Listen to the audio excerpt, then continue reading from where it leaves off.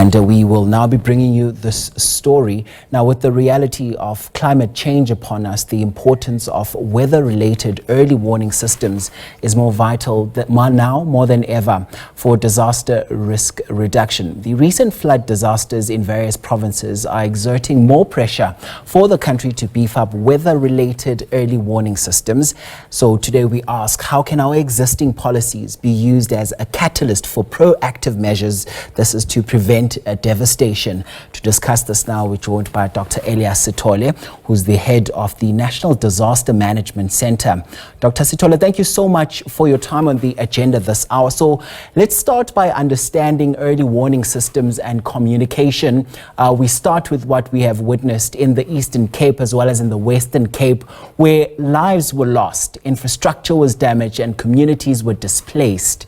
Many South Africans are asking, why does it always seem like these disasters catch us off guard and we are more of a reactive government than a proactive government? Do we have systems, and not just systems, I mean effective early warning systems in place? And why does it seem like these are not working? Good morning to the viewers. We do have ineffective early warning systems. There's a lot of work with South African weather services they've been doing in the space of early warnings, because in the past we used just to receive just an early warning, but now we call it is a early warning, which is impact-based early warning, meaning they could actually identify the municipality which could be affected by that particular incident. So it goes back into preparedness. When I say into preparedness, so that even if you could have effective early warnings, but if the level of preparedness is not up to scratch, then you'll find this kind of disjuncture when you come to the response. So as government, we can have all the systems in place, but if the communities, we have not trained them, we have not trained the volunteers, and we have not done enough early warning so that communities, they avoid vulnerable places, then you have these kind of problems. Okay, so you say you received the warnings. What then? What do you do with those warnings? Because after receiving those warnings, there must be something that must be done to those communities that are at a potential risk. How do you notify them? Because the sense on the ground is that most of the times communities don't receive these warnings at all. And by communities, I mean mostly vulnerable communities such as informal settlements are the ones to always say that they never get these types of warnings. They're usually caught off guard. So what is it that you do with these warnings once you have them? Before even we receive the early warnings, we do what we call it awareness campaigns to the communities across the country. So municipalities working with provinces, they do the awareness campaigns. Out of the awareness campaigns, when we are approaching that season, either is a winter season or is a summer season, we make sure that municipalities and provinces, they compile the contingency plan. That's a plan which they use in terms of how much the resources do they have within the municipality boundaries and then within the province. Then once we receive the early warning as a National Disaster Center, we then communicate it to all departments at national. We also communicate to all the provinces across the country, and then also make sure that we use all available media to communicate this early warning. We also work very closely with South Africa Weather Services to make sure that those early warnings have been communicated. Once then we know that the municipalities that have received these early warnings, then they have to go to the ward committees in the municipality, because we know that those ward committees are closer to the communities. But we have seen as we move forward, then we might need to do more in terms of making sure that each and every person within the municipality boundaries, they receive those early warnings. But Dr. Sithole, is that enough though? Is that enough? And are these systems really effective? From where you're sitting now, disaster after disaster, death toll rises, would you say these are effective and are working? No, I always become disturbed when there's a disaster and then someone passed away. So I would say the early warnings, there's a lot of work which have done there, but maybe there's still a gap between the municipality and the community in terms of making sure that we publicize these early warnings. But also, let me stress this point because it's very, very important. We could actually share all these early warnings, making sure that everybody receive these early warnings. But if people, they still go and reside in floodplain areas, people, they reside in places where we have said as government, you must not build houses there. Then people, they go and build houses there.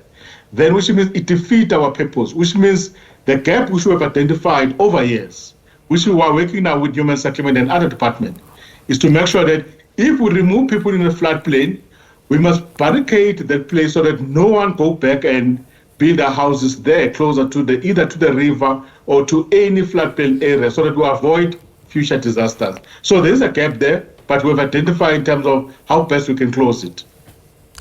Given those many, repeated failures, if you may put it like that, in responding effectively to disasters, I mean, if you'd also look at the KZN floods back in 2022, the Cape storms now, do you think that your department is effectively fulfilling its mandate?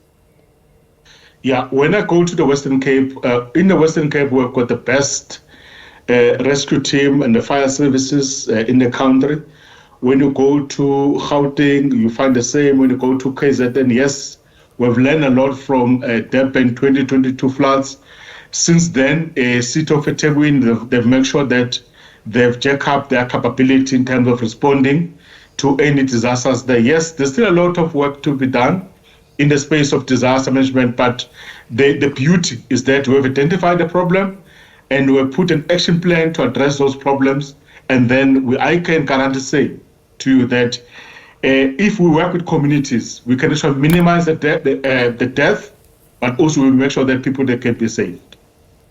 So if you can just, perhaps give us a broader overview of the early warning systems in South Africa. And I ask this because I'm trying to get a context of the communication channels with the likes of the meteorological services and just how far in advance does your department receive warnings on potential disasters from the various departments so it's able to act swiftly?